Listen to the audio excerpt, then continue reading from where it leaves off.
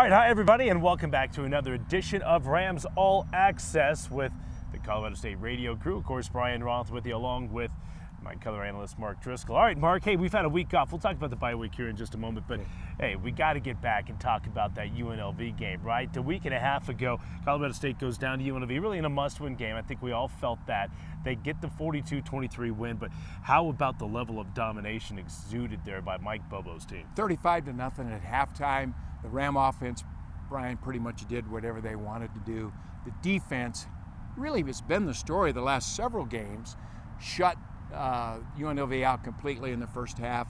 Just a dominating performance. It was fun to watch. I think it was fun for the players. They were out there, all the things they've been told by the coaches. If you do this, this, and this, that will happen. That was happening, and the Rams were dominant. Yeah, we talked about in the pregame, how do you get Nick Stevens comfortable and involved early again, making his second start back since filling in for Colin Hill. And then how do you get Michael Gallup going earlier in the contest? Well, the first play, little hitch route, Michael Gallup, that kind of set the tone for this Ram offense. It did, and you're so right. I mean, it just seemed like everyone was coming together on what do the Rams need to do to get Nick Stevens comfortable and its success early. Coach Bobo talked about, Brian, getting the playmakers with speed. So what we saw in this game is Anthony Hawkins in the game, Robert Ruiz in the game, Michael Gallup getting the ball, Marvin Kinsey Jr., the playmakers, the guys with speed, get the ball in their hands so they can make plays, and that's what the Rams did in the first half. Yeah, and meanwhile, on the defensive side of the football, they forced 2 turnovers in the first half, only allowed 72 yards in the first half. And now 4 halves this year, Colorado State has shut out their opponents. So we've seen this Ram defense really look good at times. Now it starts to be an issue of, hey, do that a little bit more consistently. All right, so they had the bye week here this past week, Mark, and I know it's an opportunity for the coaching staff to get out recruiting, opportunity to get back to those fundamentals, opportunity to get healthy, and then an opportunity to start getting ready for that stretch run. 4 games left in the regular season. Timing could not have been better, Brian. I mean, after 8 weeks plus the preseason, Rams get the week off, had the weekend off to watch football, rejuvenate, get it, as you say, get people healthy. Can't imagine what these 2 weeks have done for guys with sprained ankles, sore ribs, all the little things that they carry in, ready for the stretch run. And a game that is very winnable coming up this Saturday against Fresno. Yeah, you know, we talked about going into that UNLV game, hey, you got to get the UNLV win because we were starting to look at that target mark as 6 wins. Obviously, that's what you have to become bowl eligible. But after the performance we saw out of Colorado State, especially in the first half against UNLV, the fact that Air Force now looks a little more vulnerable, Falcons just got off a 3-game skid, maybe we're selling this Ram team short. Let's start talking about 7 wins now. Let's start talking about maybe winning 3 of the last 4. Absolutely. Let's talk about maybe 4 wins, get to that 8-win plateau. But alas, we're in the media, and we can get ahead of ourselves a little bit. But yes, we can.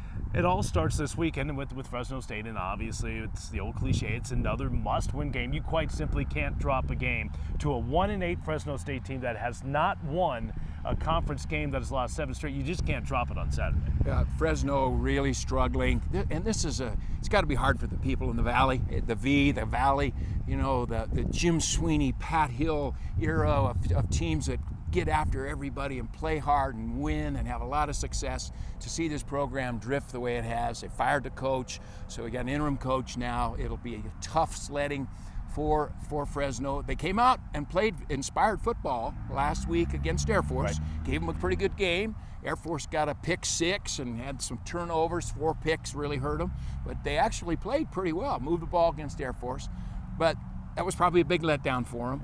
Rams should just jump all over this team, play their best football the way they've been playing early. Rams have had a lot of success in the first quarter getting on teams early.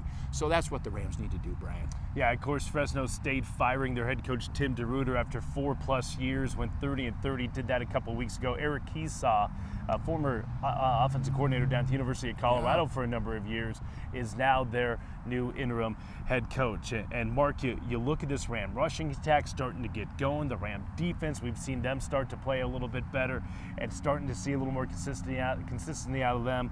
We've seen Nick Stevens play well. Michael Gallup's coming up. I mean, I really honestly believe this is a Ram football team that has a chance to make a real nice run towards the end of the year.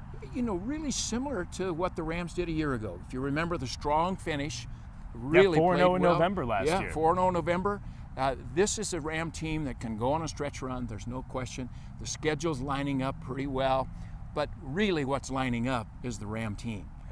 Making plays, tackling better. Remember, if you can remember early in the year, some of the things we were talking about. We got to worry about turnovers. Turnovers have not been a problem for the Rams. Really done a good job not turning the ball over. Tackling has improved dramatically. The offensive line, much more consistent with protection, opening up the running game, 4.5 yards a carry with this sort of running game by committee that the Rams are doing, and it's working. Yep, it is. It's going to be a beautiful day coming up Saturday afternoon, 1:30 kickoff from sunny Lubick Field at Hughes Stadium. Of course, we're celebrating the 2000s in the penultimate game at Hughes Stadium. We'll go on air on the Colorado State Sports Network at 11:30 with myself, Mr. Mark Driscoll, and Marty Cesario. All right, that'll do it for another edition of All Access right here from Rams Radio.